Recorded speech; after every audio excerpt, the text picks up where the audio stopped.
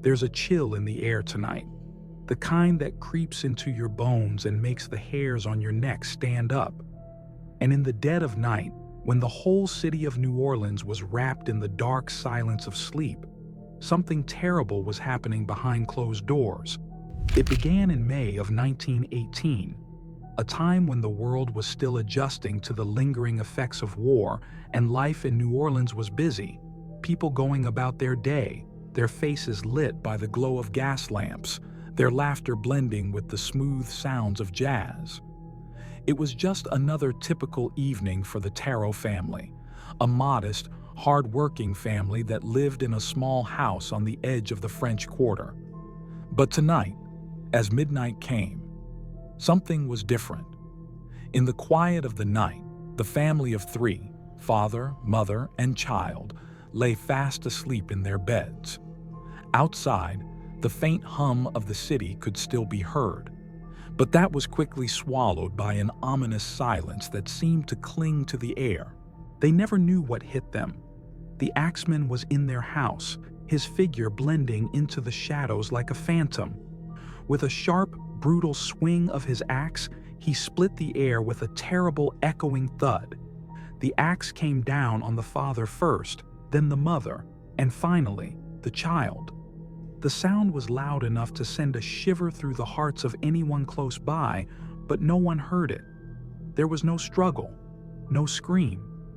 When the police arrived, they found the house in complete disarray. Blood splattered across the walls and floor, the victims' bodies contorted in death. Yet, in a scene that would become all too familiar, there were no signs of a struggle. The door was locked from the inside, the windows intact, and nothing seemed to have been stolen. It was as if the killer had slipped in, done his work, and vanished without a trace. And just like that, the terror began. The next few weeks were filled with rumors, whispers, and fear that spread like wildfire. The residents of New Orleans began locking their doors at night, even in the sweltering heat. Every rustle of leaves, every creak of a floorboard felt like a death sentence. The Axemen had arrived, and no one was safe. One by one, the murders continued. Another family, another unsuspecting victim. The killer's pattern was clear. He would break into homes, swing his axe in a cold, efficient motion, and then vanish into the night, leaving behind nothing but blood and confusion. His victims were always random, always ordinary people, and always during the night. But it wasn't just the brutality of the killings that terrified the people of New Orleans. It was the silence, the eerie, unbroken silence. No one heard anything. No screams, no cries. It was as if the killer didn't just take lives. He took away the very noise of life itself. With each new murder, the panic grew. The police, who had initially hoped to catch the killer quickly, were now completely out of their depth. They had no leads, no clues, nothing to go on. There were whispers of a man in a black cloak, a shadow moving through the streets, but no one had ever seen him. The city was paralyzed with fear, unable to do anything but wait for the next act of violence. Then, as if toying with the city, the Axeman did something even more disturbing. He sent a letter. It wasn't just any letter. It was a taunting, chilling letter sent to one of the local newspapers, and it would change everything. Written in a hurried, almost manic hand, it proclaimed the killer's twisted philosophy. The words jumped off the page like a dark, twisted joke. The letter began, "I am very fond of you people. I wish you to know I am not going to kill you, but I will visit you. I will come into your homes, and I will kill you." The letter went on to describe how the Axeman would choose his victims. He spoke of the moon, of the darkness, and how he would enter the homes of the innocent without anyone noticing. But it was the final line that sent shivers through every soul who read it. "I will kill you when the moon is high and the streets are dark, but I will leave one thing for you to remember. I will not kill you unless you play jazz music. Play jazz and you will live. Imagine that. A man with a taste for death, but he demands jazz as the price for life. The letter was signed with a bold, sinister signature, the Axeman. The people of New Orleans, terrified but desperate, began to play jazz late into the night, hoping to spare their lives.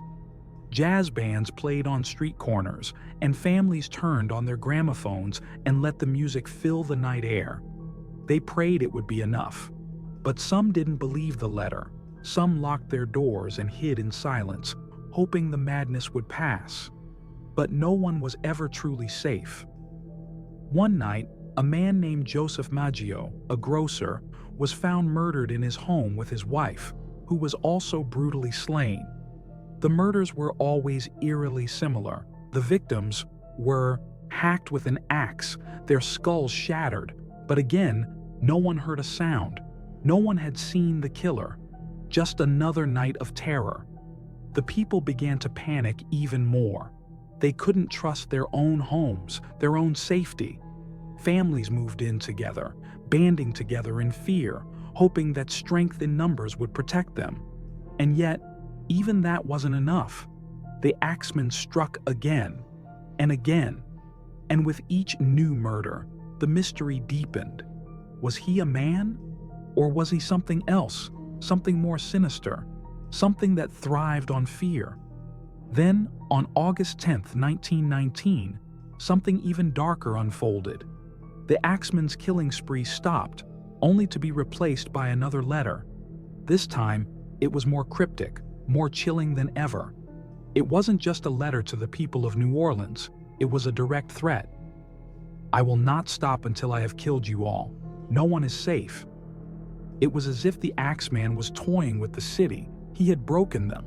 He had turned New Orleans into a city of shadows, a place where the night was full of fear, where the echoes of an axe striking down in the dark haunted every alley, every street.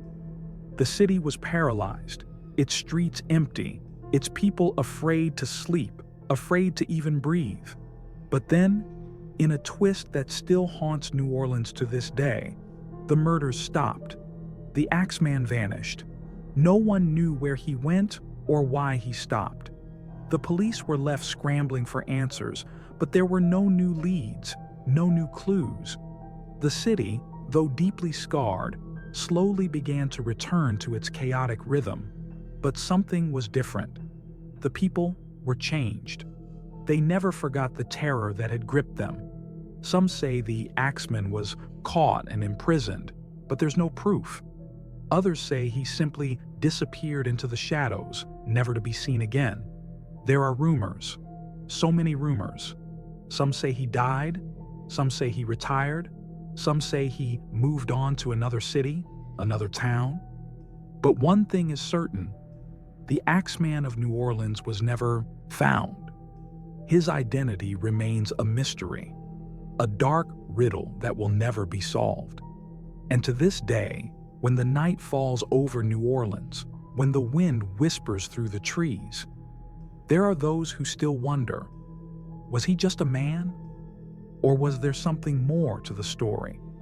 A twisted soul who never really left, a figure who still lurks in the shadows, waiting for the right moment to strike again. In the darkest corners of the city, there are whispers. Whispers of a man with an axe who never stopped haunting the people of New Orleans. And as the moon rises high in the sky, the question still lingers. What if the Axeman is still out there, waiting, watching, listening for the next sound of jazz to fill the night air? Make sure to subscribe to Open Files of True Horror, hit the notification bell,